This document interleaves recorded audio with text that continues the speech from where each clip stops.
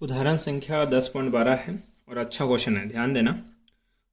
0.5 Henry प्रेरकत्व की कुंडली को जब 100 वोल्ट के डिस्ट धारा स्रोत से जोड़ा जाता है तो ये आपके पास क्या है, कोई कुंडली है।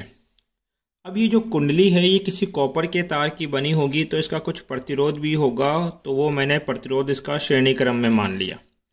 इसको क्या किया गया है, एक डिस्ट प्रतिरोध से जोड़ा गया है या डिस्ट स्रोत से जोड़ा गया है जो कितने का है बेटा, 100 वोल्ट का। ठीक है, और ये जो कुंडली है उसका प्रेरकत्व है बेटा 0.5 हेनरी। तो कुंडली में 0.5 एम्पियर की धारा प्रवाहित होती है। इस अवस्था में कुंडली में जो धारा का मान है वो कितना है, 0.5 एम्पियर। यदि इसी कुंडली को 50 हर्ज तथा 100 वोल्ट के प्रत्यावर्ती धारा स्रोत से जोड़ दिया जाए तो इसमें प्रवाहित नवीन धारा का मान ज्ञात करना है। प्रश्न बाद में चेंज होगा। वो ऐसे है कि ये ही समान कुंडली है, ठीक है। बस इस कुंडली को क्या किया बेटा, आपके पास किससे जोड़ दिया गया, एक प्रत्यावर्ती स्रोत से जोड़ दिया गया है।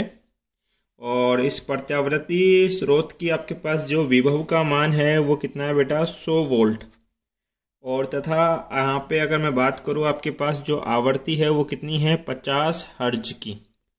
जब प्रत्यावर्ती स्रोत से जोड़ेंगे तो इसमें प्रवाहित धारा कितनी होगी, IRMS। और जो दिया गया विभव होता है वो भी क्या होता है बेटा, VRMS ही होता है प्रत्यावर्ती के अंदर। तो हमें इस IRMS का मान ज्ञात करना है। अगर आपने ये चीज़ पढ़ी हो कि एक्सेल बराबर होता है बेटा ओमेगा एल और ओमेगा बराबर होता है 2 पाई ऑफ FL। कौन सा स्रोत है, डिस्ट स्रोत है। और जो डिस्ट स्रोत होते हैं उनकी आवर्ती शून्य होती है। अगर आवर्ती का मान शून्य रहोगे तो डिस्ट स्रोतों के लिए जो एक्सेल का मान है वो भी कितना प्राप्त होगा, शून्य। अर्थात जब इस कुंडली को किसके साथ जोड़ोगे, डिस्ट स्रोत के साथ जोड़ोगे तो इसका प्रतिरोध होगा ही नहीं, ये शून्य प्रतिरोध देगी आपके पास। तो प्रतिरोध केवल और केवल कौन देगा, जो जुड़ा गया प्रतिरोध आपके पास है। अब ओम के नियम के अनुसार R बराबर क्या होता है बेटा, V अपॉन में I।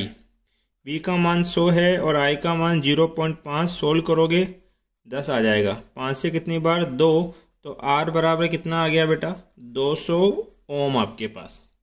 अब ये जो R है ये आवर्ती पर निर्भर नहीं करता, इसलिए इस R का जो मान किसके लिए होगा, आपके डिस्ट परिपथ के लिए होगा, R का वही मान प्रत्यावर्ती परिपथ के लिए भी होगा। तो यहाँ R बराबर कितना आ गया बेटा, 200 ओम। मुझे यहाँ एक्सेल का मान ज्ञात करना पड़ेगा। क्यों, क्योंकि आपने पढ़ा है कि IRMS बराबर क्या होता है, VRMS बट्टे में Z। अगर संयोजन परिपथ है तो आपके पास, तो ये एक संयोजन परिपथ है तो इसलिए यहाँ पर IRMS बराबर होगा VRMS बाई Z। और जब R और XL श्रेणी क्रम में संयोजित होते हैं तो Z बराबर होता है √R square plus of XL का स्क्वायर। तो R तो मैंने ज्ञात कर लिया, मुझे ज्ञात क्या करना है बेटा, आपके पास XL। तो ध्यान दीजिए XL बराबर होता है कितना आपके पास, ओमेगा L, और ओमेगा को लिखते हैं 2 पाई ऑफ FL। सोल्व करेंगे value 2 pi as it is, F की वैल्यू 50 और L की वैल्यू हमें दे रखी है कितनी, 0.5। पॉइंट रिमूव किया 0। अब ये 0 से 0 कैंसिल आउट हो गया, 5 5 जा 25, 25 और 2 जा कितना बेटा आपके पास, 25 दूनी 50 गुणा पाई का मान कितना, 3.14। अब 50 को 3.14 से हमें गुणा करना है तो कर लेते हैं, 50 गुणा 3.14, ये हो गया बेटा आपके पास कितना, 157 आपके पास। तो आपके पास ये मान हो गया 157, किस में आएगा, ओम में। IRMS ज्ञात करने के लिए हमें क्या निकालना पड़ेगा बेटा, Z। तो Z सोल्व करते हैं पहले। Z बराबर होता है √R स्क्वायर। R कितना है, 200, तो 200 का स्क्वायर प्लस XL कितना है बेटा, 157 का क्या, होल स्क्वायर। अब 200 का स्क्वायर करोगे 2 का 4 और 100 का हो जाएगा 10,000 प्लस 157 का तो मुझे भी नहीं आता तो कैलकुलेटर की सहायता लेंगे। 157 गुणा 157 आपके पास, ये कितना होगा बेटा, 24,000 2449, 24 से बेटा ये है ना। अब 24,649 में हमें जोड़ देना है। क्या जोड़ना है सर? 4 00 और 00 जोड़ोगे तो ये हो जाएगा बेटा आपके पास 64,649। इसका मुझे अंडर रूट निकालना है। तो अंडर रूट 64,649, तो ये अंडर रूट होता है लगभग बेटा 254.26 का आपके पास। तो ये किसका मान आ गया? जेड का।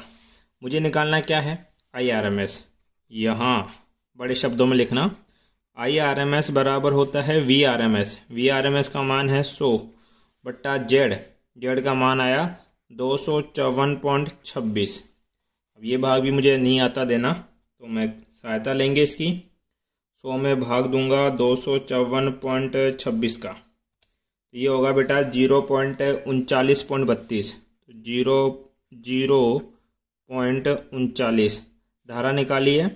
मात्रक क्या बनेगा बेटा? एम्पियर। और ये हमारा क्या है? आंसर।